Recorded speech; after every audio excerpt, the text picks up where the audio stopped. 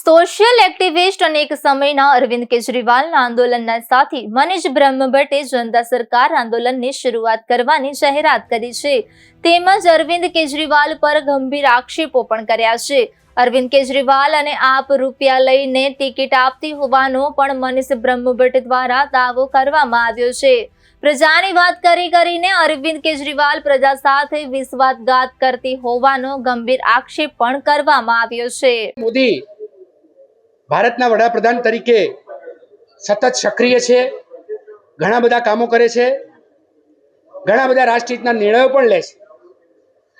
અરવિંદ કેજરીવાલે પણ ઘણા બધા મુદ્દે, શિક્ષણના મુદ્દે, આરોગ્યના મુદ્દે સારા કામ કર્યા હશે.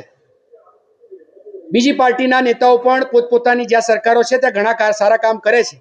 પણ શા માટે એક બે મુદ્દાના કામ કરવા?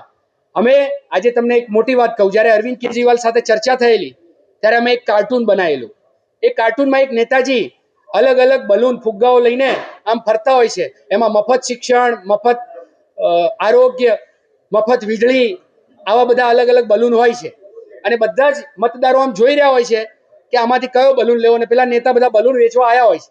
એમાંથી એક જાગૃત મતદાર, એક પત્રકાર જેવા જાગૃત મતદાર પ્રશ્ન કરે છે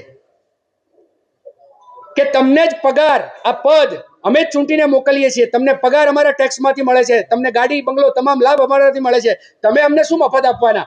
અમને અમારી મરજીથી સરકાર કામ કરે એવી વ્યવસ્થા આપી દો, એટલે અમારે શું કરવું અમે તમને કહીશું.